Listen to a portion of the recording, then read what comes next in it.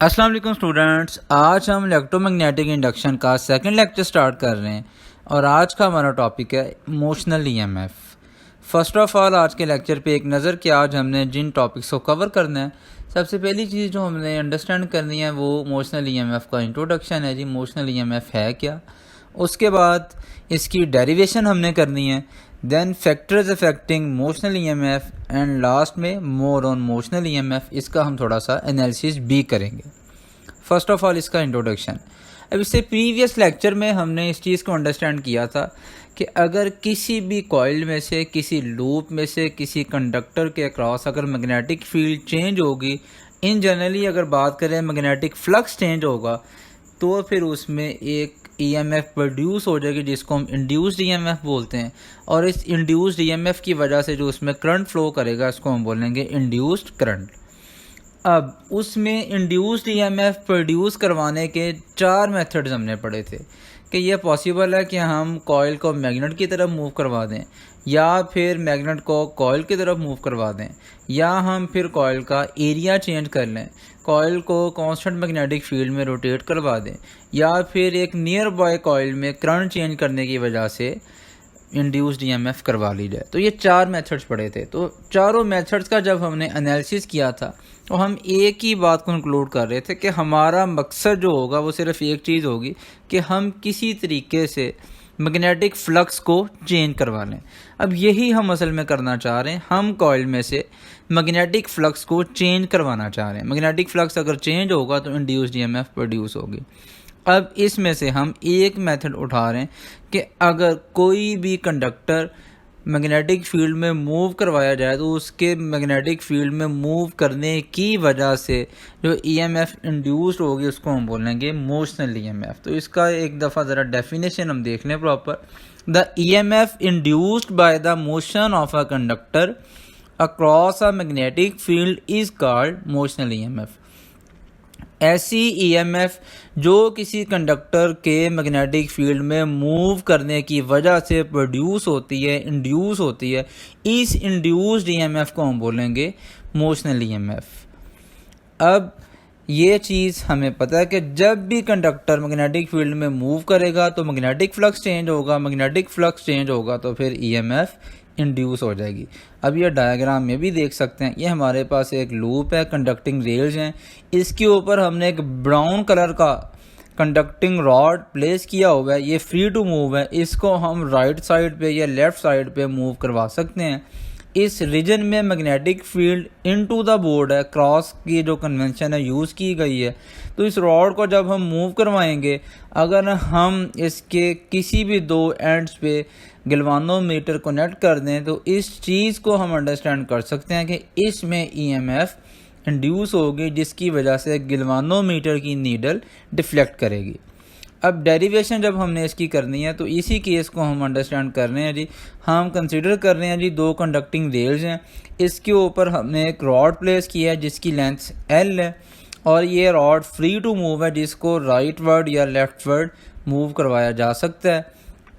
और फिर ये एक लूप कंप्लीट कर रहा है। ये रॉड जब हमने कंडक्टिंग रेल्स के ऊपर प्लेस कर दिया, अब ये ABCDA ये हमारा लूप कंप्लीट हो गया। इस रीजन में magnetic field into the board है।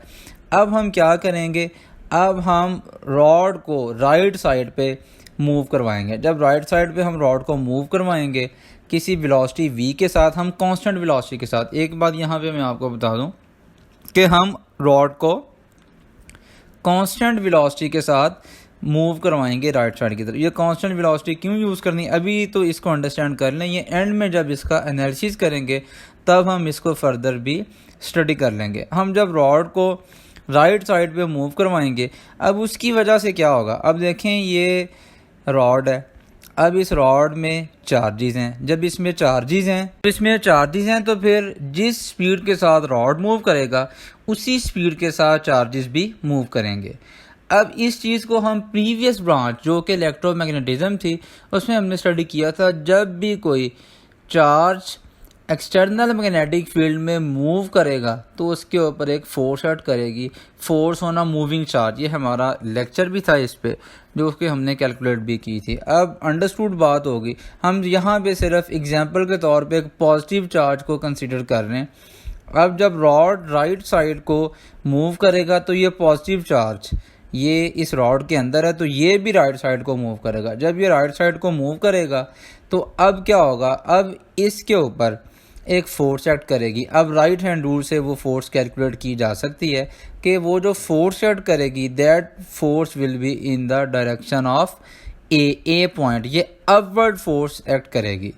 अब हम राइट हैंड रूल को जब अप्लाई करेंगे तो हमारा थंब वेलोसिटी की तरफ होगा, हमारी जो फिंगर्स होंगी ये इनटू द बोर्ड होंगी और हमारी पाम पे आउटवर्ड नॉर्मल ये फोर्स को बताएगा, फोर्स अपवर्ड लगेगी। अब इससे क्या होगा, ये एक चार्ज है, इससे ज़्यादा काफ़ी सारे चार्जेस होंगे, तो ये चार्जेस ए पॉइंट की तरफ अकोमुलेट होना स्टार्ट हो जाएंगे। अब क्या होगा, इससे पोटेंशियल डिफरेंस एक डेवलप हो जाएगा between point A and B. A और बी में पोटेंशियल डिफरेंस डेवलप हो जाएगा क्योंकि ए पॉइंट पे पॉजिटिव चार्जेस की डेंसिटी ज़्यादा होगी as compared to the B point. अब जब सी और डी का जब पाथ कंप्लीट है तो इससे क्या होगा, चार्जेस को एक कंप्लीट पाथ मिल जाएगा। फ्लो करने के लिए इन्हें एनर्जी चाहिए थी, वो एनर्जी अब मैग्नेटिक फोर्स दे चुकी है, इसकी वजह से ये फ्लो करना स्टार्ट कर देंगे। ये इंड्यूस्ड ईएमएफ और इंड्यूस्ड ईएमएफ की वजह से इंड्यूस करंट, जिसको हम बोलते हैं मोशनल ईएमएफ भी बोल रहे हैं इसको। अब जब हम इसकी डेरिवेशन करेंगे, ये मोशनल ईएमएफ जो कि इंड्यूस्ड ईएमएफ है, ये इसको जब फार्मूला ड्राइव करना है तो फोर्स हमें पता है जी, फोर्स जो मैग्नेटिक फोर्स चार्जेस के ऊपर एक्ट कर रही है that is F equals to Q V B sine theta. Q एक चार्ज कैरियर का चार्ज है जी, वी इसकी वेलोसिटी है, B strength of magnetic field है और theta is the angle between velocity and magnetic field. अब ये चीज़ यहाँ पे हम देख सकते हैं कि जो एंगल है यहाँ पे, ये एंगल 90 डिग्री है क्योंकि वेलोसिटी राइट जो है वो उस तरफ है और magnetic field into the board है, तो एंगल 90 डिग्री है। तो जब साइन 90 हमारे पास 1 है तो F equals to Q V B, ये हमारे पास फोर्स आ चुकी है। अब अंडरस्टूड बात है कि जब ए पॉइंट पे चार्जेस अकोमुलेट होना स्टार्ट हो जाएंगे, जमा होना हो जाएंगे शुरू, तो अब फिर ये फर्दर इनकमिंग चार्जेस को अपोज करेंगे। यहाँ पे क्या होगा जी, इलेक्ट्रिक फील्ड डेवलप हो जाएगी जिसकी डायरेक्शन ए से बी की तरफ होगी। अब ये इलेक्ट्रिक फील्ड जो होगी इसकी वजह से इलेक्ट्रोस्टैटिक फोर्स होगी जो कि आने वाले चार्जेस के ऊपर एक्ट करेगी। और इसके लिए हमारे पास फार्मूला क्या आएगा, इसके लिए फार्मूला हमारे पास आएगा F equals to Q E. ये इलेक्ट्रोस्टैटिक फोर्स है जो कि फर्दर इनकमिंग चार्जेस को अपोज कर रही है। अब एक ऐसा पॉइंट आएगा कि ये इलेक्ट्रोस्टैटिक फोर्स और मैग्नेटिक फोर्स ये एक दूसरे के इक्वल हो जाएंगे। इलेक्ट्रोस्टैटिक फोर्स डाउनवर्ड एक्ट करेगी, मैग्नेटिक फोर्स चार्जेस को अपवर्ड लेके जाना चाह रही है। जब इक्विलिब्रियम मेंटेन हो जाएगा तब चार्जेस कांस्टेंट वेलोसिटी के साथ मूव करना स्टार्ट कर देंगे, इसका मतलब होगा कांस्टेंट करंट इसमें से फ्लो करेगा। अब जब इक्विलिब्रियम मेंटेन हो गया तब Q E will be equal to Q V B. Electrostatic force और मैग्नेटिक फोर्स ये एक दूसरे के इक्वल होंगी। अब क्यू क्यू के साथ कैंसल आउट हो जाएगा, E equals to V B. E यहाँ पे इलेक्ट्रिक फील्ड इंटेंसिटी है, वी वेलोसिटी है और B strength of magnetic field है। अब इलेक्ट्रिक फील्ड इंटेंसिटी को पोटेंशियल ग्रेडियंट की फॉर्म में हम अंडरस्टैंड कर चुके हैं, तो वो हमारे पास फार्मूला था E equals to minus del V over del R, और आर यहाँ पे हमारे पास जो होगा वो कंडक्टर की लेंथ होगी क्योंकि डेल आर वो डिस्टेंस था जिसमें चार्जेस मूव कर रहे हैं, तो ये रॉड की लेंथ है। तो इसको जब सब्स्टिट्यूट करेंगे अबव फार्मूला में, माइनस साइन हम दूसरी साइड पे लेके जा रहे हैं, del V over L equals to minus V B. अब यहाँ से डेल वी हमें चाहिए था जी, डेल वी असल में वो पोटेंशियल डिफरेंस है जो कि डेवलप हो चुका है। This is equal to minus V B L, जिसको हम ये बी लिख सकते हैं, E equals to minus V B L. Del V असल में इंड्यूस्ड ईएमएफ है जो कि यहाँ पे रॉड के मूव करने की वजह से प्रोड्यूस हो चुकी है। जनरली इसको हम इस तरह भी राइट कर सकते हैं। अभी देखें ये मैक्सिमम है क्योंकि रॉड में और मैग्नेटिक फील्ड में एंगल 90 डिग्री है, तो ये मैक्सिमम है हमारे पास मोशनल ईएमएफ। अगर रॉड और मैग्नेटिक फील्ड परपेंडिकुलर ना हो, इसके अलावा कोई एंगल होगा, तब हमारे पास जो मोशनल ईएमएफ का फार्मूला आएगा that will be equals to minus V B L sine theta. अब माइनस साइन यहाँ पे क्यों आ रहा है? अभी तक के लिए तो हमें इतना पता है कि ये पोटेंशियल ग्रेडियंट की वजह से यहाँ पे आ चुका है माइनस। जब हम लेंज़ेस लॉ को अंडरस्टैंड कर लेंगे तब हमें इसकी लॉजिक अच्छे तरीके से अंडरस्टैंड हो जाएगी। तो अभी तक के लिए ये फार्मूला जो आपने देखना है E equals to minus V B L sine theta. अब इस मोशनल ईएमएफ के फार्मूला को अगर हम अंडरस्टैंड करें तो हम देख सकते हैं कि मोशनल ईएमएफ 4 फैक्टर्स पे डिपेंड कर रही है। ये रॉड की स्पीड पे डिपेंड कर रही है। रॉड जितनी स्पीड के साथ राइट वर्ड या लेफ्ट वर्ड मूव करेगा, इंड्यूस्ड ईएमएफ का मैग्नीट्यूड भी उतना ही ज़्यादा होगा। दूसरी चीज़ जो इसको कंट्रोल कर रही है that is strength of magnetic field. Magnetic field ये एक्सटर्नल मैग्नेटिक फील्ड है, तो ये मैग्नेटिक फील्ड जितनी ज़्यादा स्ट्रॉन्ग होगी उसकी वजह से इंड्यूस्ड ईएमएफ का मैग्नीट्यूड भी उतना ही ज़्यादा होगा। थर्ड फैक्टर जो इसको कंट्रोल कर रहा है that is length of the conductor. Conductor मतलब यहाँ पे वो रॉड है, रॉड जितना लॉन्ग होगा इंड्यूस्ड ईएमएफ भी उतनी ही ज़्यादा आएगी। और fourth factor is the angle between magnetic field and rod. Rod और मैग्नेटिक फील्ड में एंगल अगर 0 डिग्री है, जिसका ये मतलब है अगर रॉड मैग्नेटिक फील्ड के पैरेलल या एंटी पैरेलल मूव कर रहा है इंड्यूस्ड ईएमएफ बिल्कुल नहीं आएगी। जैसे जैसे एंगल इंक्रीज होना स्टार्ट हो जाएगा इंड्यूस्ड ईएमएफ भी इंक्रीज होती जाएगी और 90 डिग्री के केस में इंड्यूस्ड ईएमएफ मैक्सिमम होगी। अब मोशनल ईएमएफ को हम देख सकते हैं कि यहाँ पे जो मोशनल ईएमएफ है ये हमारे पास कांस्टेंट आ रही है। कांस्टेंट इसलिए आ रही है क्योंकि हमारे पास जो रॉड था ये कांस्टेंट स्पीड के साथ मूव कर रहा था। अब फैक्टर्स हमें बता रहे हैं कि ये मैग्नेटिक फील्ड पे डिपेंड करती है, वेलोसिटी पे डिपेंड करती है, लेंथ पे डिपेंड कर रही है, एंगल पे डिपेंड कर रही है। इन 4 फैक्टर्स में से कोई भी फैक्टर अगर चेंज होगा तो मोशनल ईएमएफ का मैग्नीट्यूड चेंज होगा। अब रॉड अगर कांस्टेंट स्पीड के साथ मूव करेगा तो मोशनल ईएमएफ भी कांस्टेंट आएगी। रॉड की स्पीड अगर वेरिएबल होगी तो मोशनल ईएमएफ का मैग्नीट्यूड भी वेरिएबल होगा, जिसकी वजह से करंट भी वेरिएबल मैग्नीट्यूड का प्रोड्यूस होगा।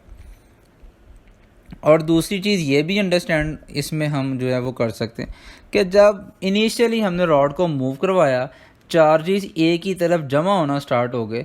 जब ये चार्जेस को क्लोज्ड पाथ मिल गया, अब ए से जब चार्जेस सी की तरफ जाएंगे, अब जब चार्जेस ए से सी की तरफ जाएंगे जिसकी वजह से करंट फ्लो करना है, तो अब ए पॉइंट पे चार्जेस कम हो जाएंगे क्योंकि यहाँ पे जो चार्जेस जमा थे ये अब सी की तरफ जाना शुरू हो गए और सी से डी, डी से बी, अब ए पे चार्जेस कम हो गए, जिसका मतलब है कि इक्विलिब्रियम डिस्टर्ब हो गया। ये डिस्टर्ब तो हो गया लेकिन ये डिस्टर्ब फ़ायदे में हुआ, ये डिस्टर्ब हो गया in the favour of magnetic force, जिसकी वजह से मज़ीद चार्जेस के ऊपर मैग्नेटिक फोर्स एक्ट करेगी और वो ए पॉइंट की तरफ जाते जाएंगे। अब इस वजह से हमारा करंट कांस्टेंट रहेगा। अब ये कब तक करंट रहेगा हमारे पास? जब तक रॉड मूव कर रहा है। जैसे ही हम रॉड को स्टॉप कर देंगे इसकी वजह से मैग्नेटिक फ्लक्स चेंज नहीं होगा। मैग्नेटिक फ्लक्स चेंज नहीं होगा तो उसकी वजह से इंड्यूस्ड ईएमएफ नहीं आएगी। इंड्यूस्ड ईएमएफ अगर नहीं आएगी तो फिर इंड्यूस्ड करंट भी नहीं आएगा। अब देखें कोई भी चीज़ साइन थीटा अगर 0 हो जाए तब भी ये 0 हो जाएगी, मैग्नेटिक फील्ड 0 हो जाए तब भी 0 हो जाएगी, रॉड की लेंथ 0 हो जाए, रॉड ही नहीं है तब भी हमारे पास मोशनल ईएमएफ नहीं आएगी। और फोर्थ फैक्टर है जी स्पीड ऑफ द रॉड। अगर रॉड ही स्टेशनरी है वो एक्सटर्नल मैग्नेटिक फील्ड में जितनी देर मर्जी पड़ा रहे, लूप कंप्लीट है, लेकिन कोई भी इंड्यूस्ड ईएमएफ नहीं आएगी क्योंकि लूप जब तक एनर्जी नहीं मिल रही चार्जेस को, लूप कंप्लीट है लेकिन चार्जेस को अगर एनर्जी नहीं मिल रही तो इसका मतलब है कि मूव नहीं कर सकते। वो एनर्जी कहाँ से देंगे? वो जब हम मूव करवाते हैं उसकी वजह से चार्जेस को एनर्जी मिलती है। उम्मीद है कि ये लेक्चर आपने अंडरस्टैंड कर लिया होगा। इंशाल्लाह इस सीरीज़ को आगे कंटिन्यू रखेंगे। Till then wait for the next video.